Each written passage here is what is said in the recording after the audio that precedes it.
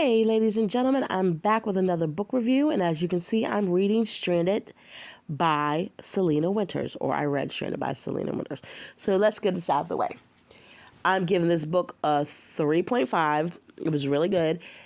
There are trigger warnings, so please go to the author's, I believe it's her Facebook page, check her website to find out what the triggers are so you don't get triggered. So let's get into this review. I will say this. Instagram got me with this one. Instagram had me thinking this book was completely something different. And it was not what I thought it was. But other than that, it's not a bad book. I just had a preconceived notion and I should have known better. Instagram would get me sometimes. So, the gentleman on the cover is Maddox. Oh, first of all, this is kind of like a Christmas holiday book, as in dark romance. So this is getting pre-recorded months in advance because I didn't realize that until I picked it up and I was like, it's snowing, it's Christmas, what? But I was like, oh, I'm gonna finish reading it. So the gentleman on the cover is Maddox. He's the male lead. He is in Alaska. He's a cabin owner. And he calls the female main character Angel. And for the life of me, I can't remember her name. And I just read the book. I think it's just because he calls her Angel. And I'm like, I'm fine with that. So, this book opens up with a wallop of a scene, you guys. So, the female main character, she's going to her apartment pissed off because her fiance didn't pick her up from yoga. She walks in her apartment and he's cheating with two women. I was like, you got some nerve. And I was like, right there, he knew he was supposed to pick you up. He wanted to get caught. I was like, he wants to get caught. Like, he just don't know how to get out of this relationship. He wanted to get caught. So she was like, you know what? Screw you. I'm done with this. I'm taking my stuff. And she goes on the romantic getaway they were supposed to go together. She was like, I'm going by myself. She pretty much goes to everyone. She tells her mom, I'm not going to marry him. He cheated on me. I'm not dealing with him. Her mom's like, no, don't you do this. She's like, click it. So she gets to Alaska, where Maddox is, and he's the cabin owner of the cabin she's renting. And guys, their first meeting, I was like, for real? So he was outside chopping wood because he had put it off. And then he started thinking about her. And he became obsessed with her like 5 months before he even met her. So he had to, take care of some business.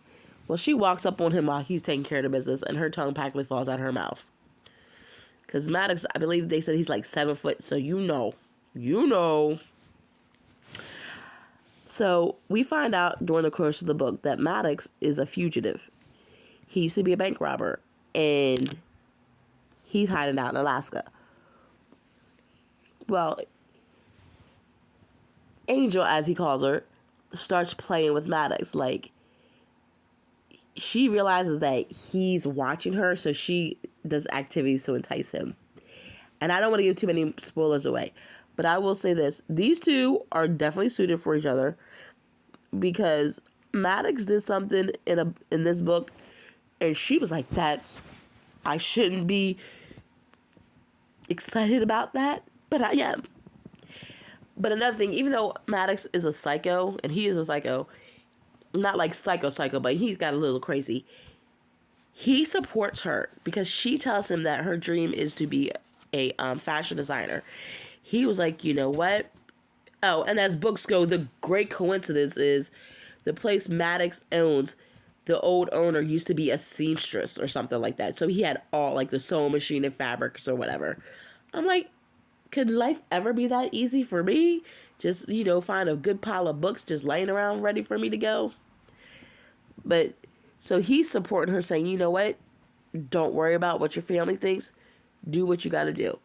So they're there for over the Christmas holiday. And he was so obsessed with her that he had Christmas presents lined up for her.